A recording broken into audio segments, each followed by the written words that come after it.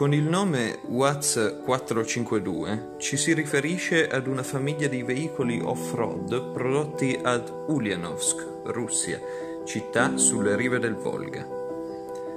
La 452, per via della sua forma anche nota con il termine russo di bukanka, pagnotta, viene prodotta dal 1965 ed ha e continua a ricoprire un ruolo fondamentale tra la società civile di tutti i paesi ex Unione Sovietica.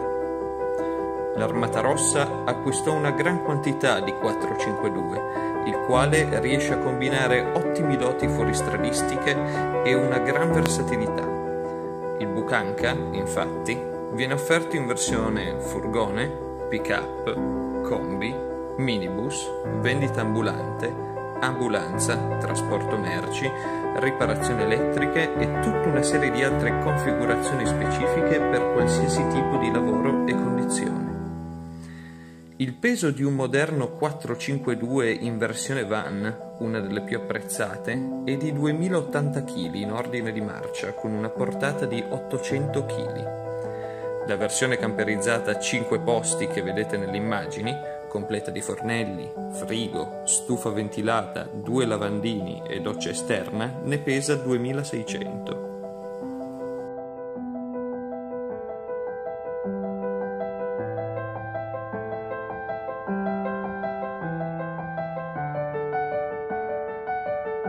Il cambio della versione camperizzata in prova è un manuale a 4 marce, mentre nei modelli più recenti le marce passano a 5, con prima e seconda marcia non sincronizzate in entrambi i cambi, rendendo necessario effettuare doppiette tra la prima e la seconda marcia.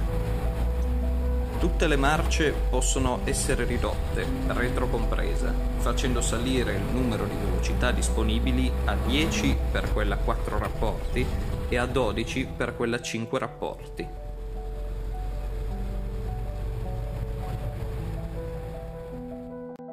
I differenziali sono 2, non bloccabili. Manca il differenziale centrale.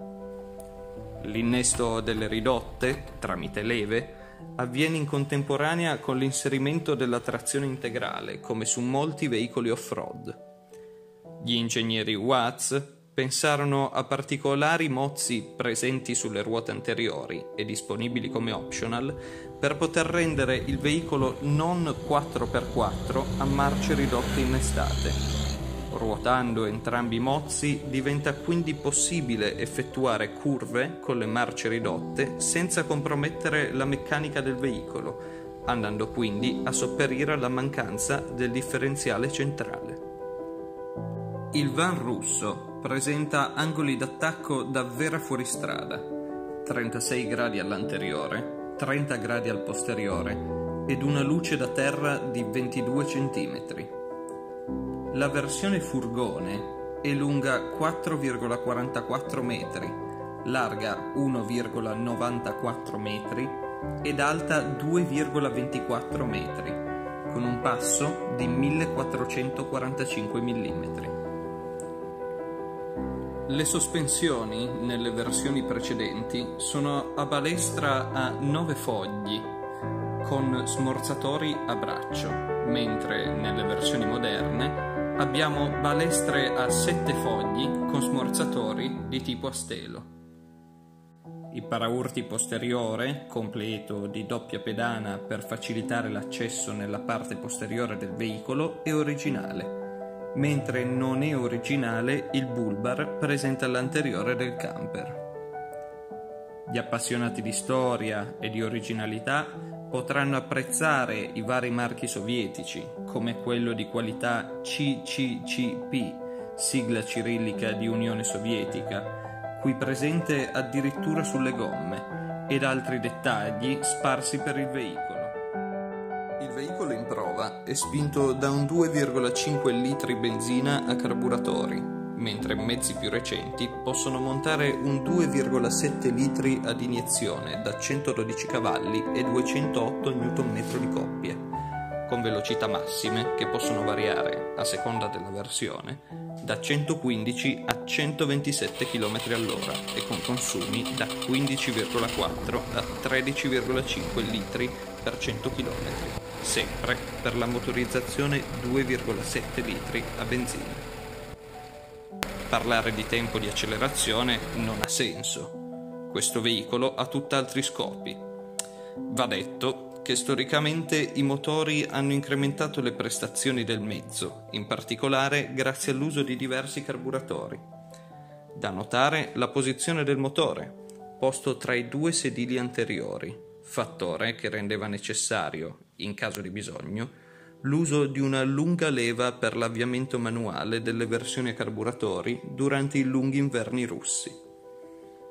Una presa d'aria ad azionamento manuale posta al centro del frontale sotto il logo Watts permette un maggior ricircolo dell'aria all'interno della cabina. Quasi tutti i 452, come il cugino Watts 469, su cui il Buchanka è largamente basato, sono dotati di doppio serbatoio con astina per il controllo manuale del livello del carburante. Le varie soluzioni per facilitare la riparazione in caso di rottura, le decine e decine di punti di ingrassaggio ed il particolare gancio traino militare sono altri dettagli che fanno intuire quale sia la vera vocazione di questa rocciosa auto sovietica.